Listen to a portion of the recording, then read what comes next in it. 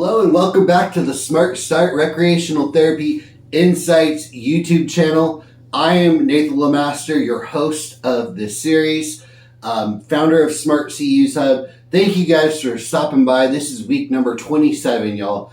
And if you are interested in inclusive sports and recreation, this is the episode for you. Today we're diving into a topic that blends movement, teamwork, and empowerment, which is inclusive recreation and sports. We're going to talk about adaptive sports, inclusive programming strategies that you can incorporate, and how to ensure recreation is accessible for all. Let's dive right on in. So what are inclusive sports, you might ask? Inclusive sports are designed so that individuals of all abilities can participate. These can include doing things like modifying the rules or equipment of a game that already exists, adaptive roles based off of ability levels, unified teams that combine people with and without disabilities, and emphasis on participation, not just competition. It's not just about the game. It's about equity, engagement, and community. Let's talk about some adaptive equipment you might use and examples of things that you might do. Okay? Adaptive equipment is what makes many inclusive recreation and leisure opportunities accessible. Some examples might include wheelchair basketball chairs. So these are chairs that are specifically designed for you to be able to turn. They might have wheels that are inverted like so that you're able to go. You might be able to go really fast. And there won't be spokes around the sides. A lot of times it's a solid surface with a spot for you to grip, just so that people don't get their hands accidentally stuck in their wheelchair. Okay, beep baseballs. So this is for people who have difficulty with seeing. And the ball, when it's thrown, has a sound associated with it, so you can tell where it is based off of the sound. Other ones include bowling ramps at the bowling alley, grip aids for those things that involve grip where hand mobility is a difficulty. It could be thickening the handle with like duct tape or some sort of specialized handle for that piece of equipment. Or like if you're going in the river and you're wanting to paddle, it might be adapting the paddles that you're using. Okay. Seated volleyball is also another one where there's certain types of nets that are a little lower to the ground and there's larger court boundaries. You can even adapt mainstream sports and activities like yoga, golf, and soccer with just minor adjustments, making recreation feel familiar and inclusive. For instance, in soccer, there's this other game called Powerball, where there is a bar that stands out in front of a wheelchair and acts like your foot. So when you pull on the side of a wheelchair, it hits the ball forward. These are just some of the ideas that you can incorporate. Now for some inclusive programming tips. Here's how to build a program that works for everyone.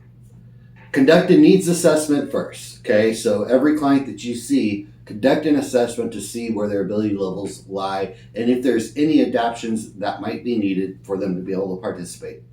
Offer multiple roles. Not everybody on the team needs to be a player.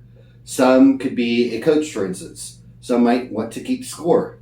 Some might be interested in cheerleading for the sports team.